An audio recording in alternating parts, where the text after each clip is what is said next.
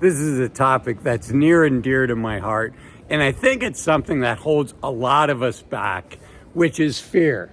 Fear of the unknown, fear of doing things different, fear of going someplace different, potentially fear of different cultures, different people, where they do things differently than what you're used to. And you know what? Prior to the pandemic, I was kind of in a rut, truth be told. I went to the same places on vacation. I liked doing the same thing. I liked my routine.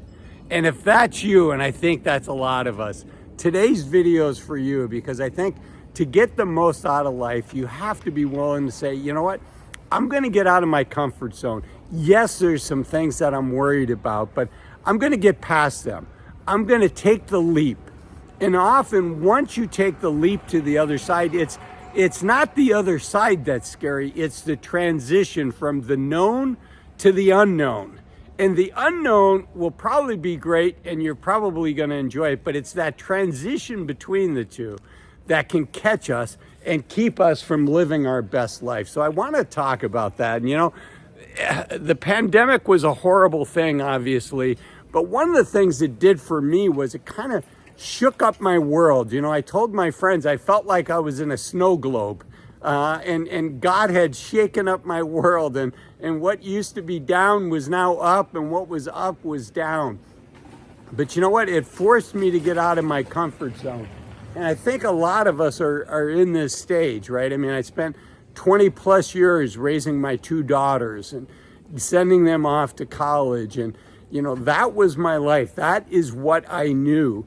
And all of a sudden, you know, who am I without being a parent? And I think a lot of folks in their 50s and older are in that situation. You know, for so long, what we did was predefined, right? We had responsibilities, we had a mortgage, we had things that we had to do. And so it was easy to just get into that routine and stay in that routine. But that can rob us from some of the biggest pleasures in life. And when the pandemic happened, you know, for the first time, I was able to work away from my office, not forever, but for a period of time. And that gave me the flexibility and the option to try some new things that I hadn't done before, including traveling to South America. You know, I spent 2 months working remotely in South America, and you can probably see where I'm at now. This is not where I'm normally recording. So nice canal here. But about a block away from here, I'm not there right now because there's a lot of tourists there, but about a block away from here is Anne Frank's house. That'll give you an idea of where I'm at. And you know, unfortunately, you know, she grew up in a horrible, horrible time, and unfortunately, she was robbed of her later years, right? Unfortunately, she didn't make it through. She was one of the victims of the Holocaust, and so she didn't get a chance to pursue her dreams.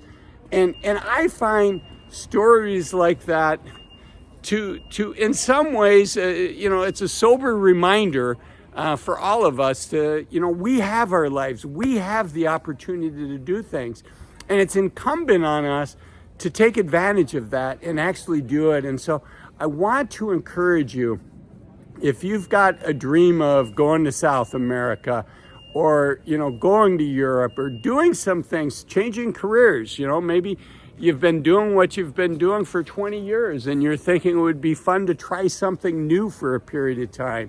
I want to encourage you to do that, because we have the luxury of having that ability in that time. And, you know, there's a reason that we have the desire that we have to do certain things. And I think those are, each of us have, you know, what means our biggest and our best life to us is different for each of us.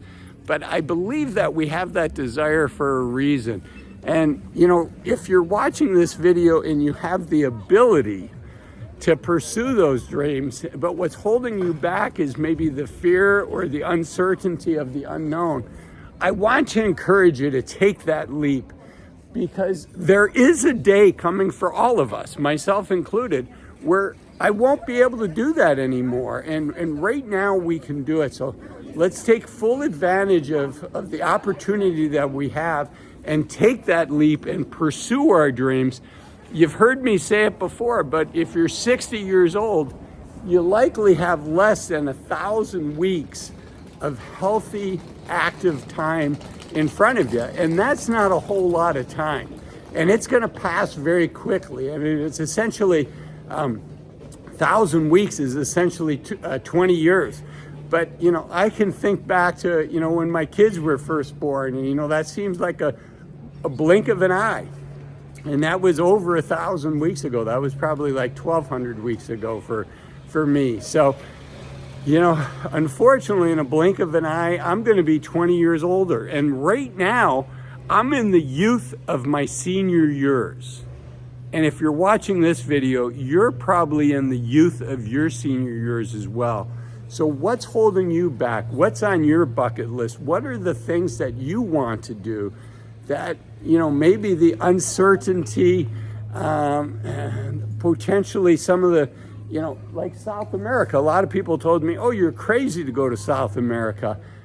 You're crazy to go to Central America. You're crazy to spend several months in Mexico, because Americans, you know, in the media, it's portrayed as potentially a dangerous thing to do. And I can tell you, having done that, if you want to get yourself in trouble, it's super easy to get yourself in trouble in those countries. But on the other hand, if you want to be safe and explore the culture and the things that make that community unique, which is what I find really exciting, there are ways to do that safely. There are ways to do that in a way that you're going to feel comfortable and are not going to be scary to you. So, you know, again, 1,000 weeks is not a lot of time. And think of all the years. You know, we've just had the weight of the world on our shoulders for a long, long time. I've been a financial advisor for over 20 years. And I've seen people say, you know, these are the things that I want to do. And then unfortunately, maybe they have a stroke or they get a cancer diagnosis or something like that. And all of a sudden, it's not easy to pursue their dreams. It's certainly not as easy as it would have been at the beginning of the youth of your senior years. And so I really want to focus on that and to encourage you to think about that and say, you know what, I'm going to take full advantage of it. Now, if you're in your 40s, you know, maybe start putting together a list. What are the things that you want to do? And what is the right time age-wise to do that? You know, I learned to surf when I was 50. And I'm glad I learned to surf when I was 50, because it would be a heck of a lot harder to get, you know, tossed and turned as a beginner in the waves than it was 10 years ago for me. So I hope you found this video helpful. If you did, I want to encourage you to watch this video here that talks about 8 things that I want you to think about stop doing as you approach your 50s and older, because I want you to enjoy life more. I hope you enjoyed this video. Thanks for watching. Bye-bye.